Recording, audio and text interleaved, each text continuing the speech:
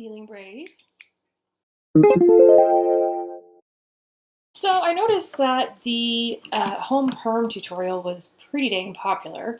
So I thought maybe I would share a couple of other at-home beauty tips that I have picked up over the years. These are super basic, like super basic. If you're looking for anything advanced, this isn't the place to be. But if you're looking to save yourself a few bucks along the way, then I can help you out. So as some of you may have noticed, I have bangs now. I'm still trying to decide if I like them or not. If you have an opinion, leave a comment below. I'd love to hear it. And I hate my bangs getting too long. Like they have to be at a very specific length for me. And getting them trimmed every 2 weeks, which is probably how often I'd like to have them trimmed, is pretty impractical. So one of the things I've learned how to do is how to trim my bangs on my own. Now, I'm sure you've heard lots of horror stories, which is why we're going to go over some tips and tricks as far as how to trim bangs that a professional has cut for you. I am not going to recommend cutting your own bangs at all. That never ends well. The very first thing I want to talk about is equipment that you'll need, which is super basic. If you have longer hair like me, you're going to want hair ties. We'll get to that in a minute. Comb of some sort. Generally speaking, you'd actually want one of those little fine tooth combs so that then you could use it to actually hold your hair while you're trimming it. Those have a very short shelf life in my house, so I don't have one, but this will do okay. And then this is probably the most important thing. It is a pair of hair cutting scissors. And when I say hair cutting scissors, I do mean hair cutting scissors. Now, these are cheap ones that I got at Walmart, so these will work fine. You could also go to Sally's Beauty Supply and get a slightly nicer pair, but you do need to have a pair of hair cutting scissors. They're slimmer line and they're sharper and they're just better. They need to be used only for trimming hair or cutting hair, whatever. Sorry, my dog has a friend over to play, so they're being noisy. They will just work 100 times better.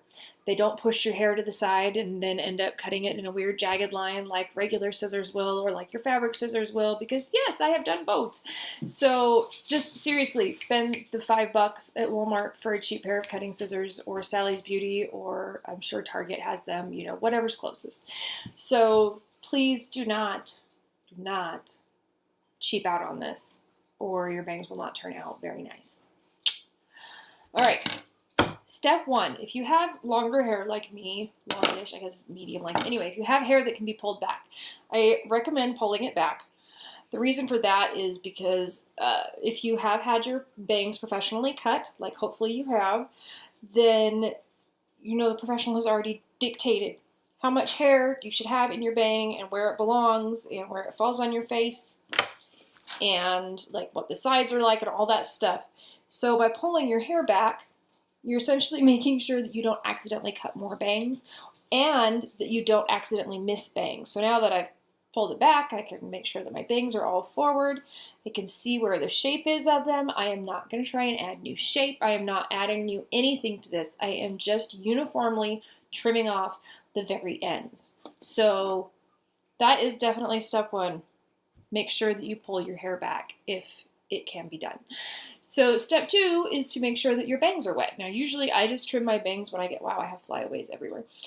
I trim my bangs when I get out of the shower, but you guys don't have like shower bathroom privileges, so I'm going to just get my bangs wet. So yeah, out of the shower or get your bangs wet. I'll be right back. Ta-da! White bangs. They look terrible. Isn't it great? I haven't had bangs since freshman year of high school, I think was. No, I don't even think I had bangs then. I do not remember the last time I had bangs. So I'm really trying to adjust to these, and most of the days I like them, but right at this second, they're not very sexy. So I do actually recommend doing this in your bathroom, over your sink, partially because you likely have a mirror there, which will be good for checking your hair, although you're not actually going to use the mirror to cut them. I'll explain that in a second. Since I'm not doing that, I have a paper towel down here to catch all the loose little bits of hair, because trust me, you don't want to be trying to sweep that up or wipe that up or any of those things. Water all over my glasses. You will never, ever, ever get rid of all the tiny hairs, ever. Now, I would also like to say that if you wear glasses, I strongly recommend wearing your contacts if you have them, or just not wearing the glasses if you can get away with it. Unfortunately, I could do neither because I am recovering from pink eye and I am blinder than a bat without my glasses on. So there you go. All right, so to the actual trimming part. There are a couple of things. Wow, these are really uneven. My hair apparently grows at different rates just all over the place, which I learned the last time I got my hair cut is normal, which is not something I knew. So there you go, I'm normal. But these are even more crooked than normal. I'm actually going to pull these to the side because I know those are framing pieces and I'll get to them in a little bit. So here you go. You can use a comb for this, which is ideal, one of those little fine tooth combs. But again, I don't have any, and frankly, I'm not skilled enough to use them, so I just use my fingers.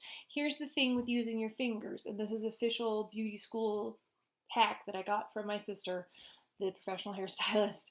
If you use your fingers to cut the hair, do not use the inner part of your finger that's right next to your hand. It doesn't hold the hair very well. It's not very stable. It doesn't actually come all the way together. So if you have any hair that's between your knuckle and your hand, do not trim that hair. It's probably not being held as straight and as even as you think it is. You want to only hold your hair between your second knuckle and the end of your finger. Just that part. So if it goes beyond that, don't trim it. The other tip here that I'm going to, it's a very serious tip, is that start small because you can always take more off. But it's really, really hard to tape little tiny pieces of hair back onto your bangs. On the other hand, if you do go too far, hair grows. It grows. All right, so let's try this. So we're going to start over here. And I'm going to go ahead, and you see where I have those short pieces right there. I actually think I'm going to go ahead and just bring my other bangs up to there. So I am not going to be looking in the camera in order to see what I'm doing. I am going to actually literally look up at the hair that I'm holding and trim it from there. That is just, it's easier than trying to look past your bangs into a mirror or a camera. And I just find that I give myself a better trim when I do that. So that's what I recommend. Start smaller than that, mostly because I don't want to recommend anyone start with a big chunk and then they end up hating me. And you're just going to snip across so it's even.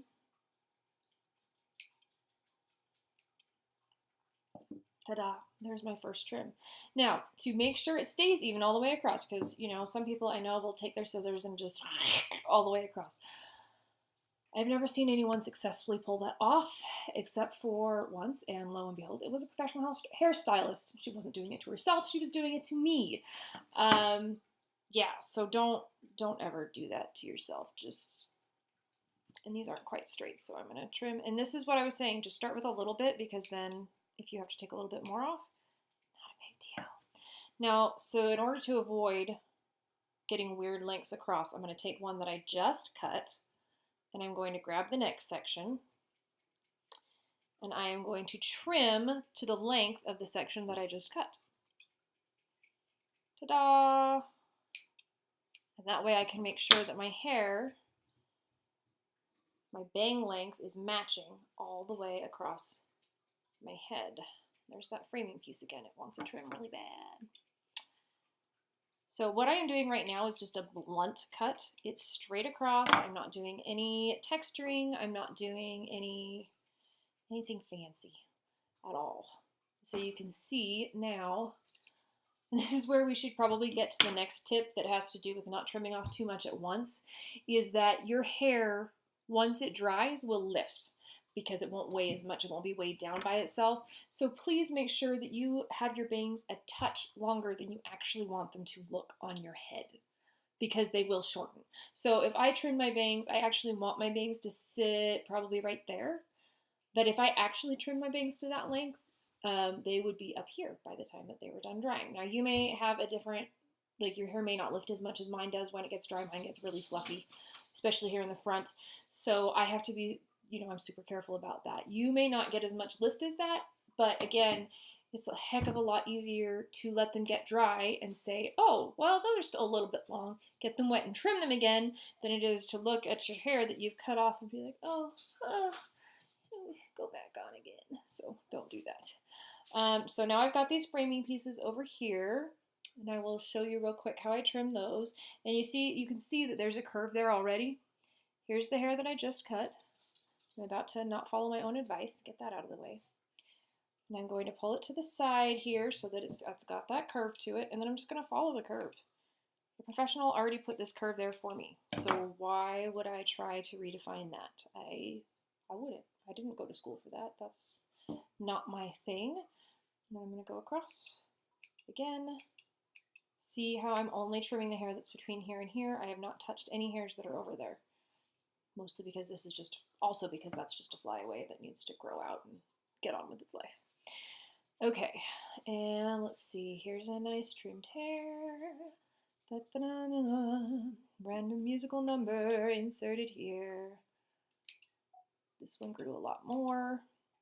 Again, it's pretty normal, as I've been told recently, for your hair to grow at different speeds at different parts of your head. Now, if you're really talented, you can hold your fingers at an angle like this to help you get an even straighter trim.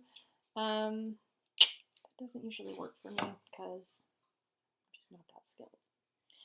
So there you have it. That is a blunt cross on trimming your bangs. Now, there is one other technique you can use on trimming your bangs if you don't like a super blunt look, which I actually am not going to show you a whole bunch just because I didn't have them blunt before and I want to try this and see if I like it. But this is really easy to go back and do if you decide that you would rather have a softer look to your bang.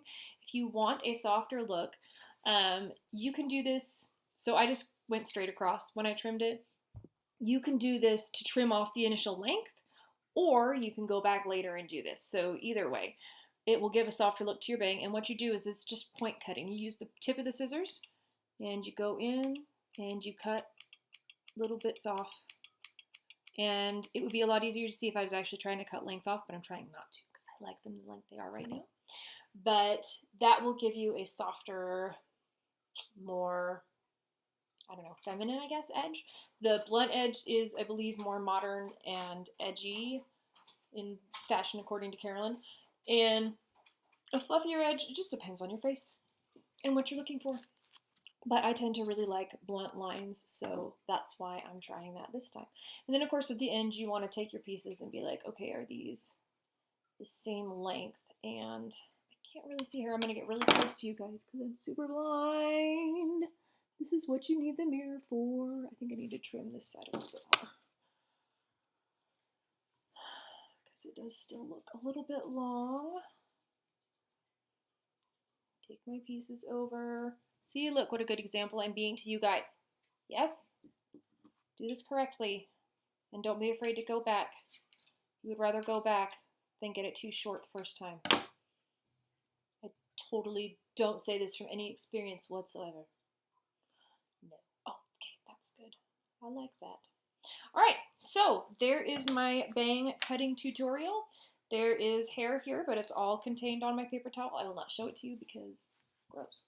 So do you have any tips or tricks for hair cutting, or do you have any other small beauty things that you'd like to see? I am a makeup artist, so if you have questions that I can answer, I know I don't look like one. I don't hardly ever wear makeup, especially right now with the pink eye, but I am one. So if you have questions or if there's something basic that you want to see, I know there are a lot of really great tutorials out there, but I'm happy to offer a new one if you would like. So just let me know in the comments below, and I will see you guys later.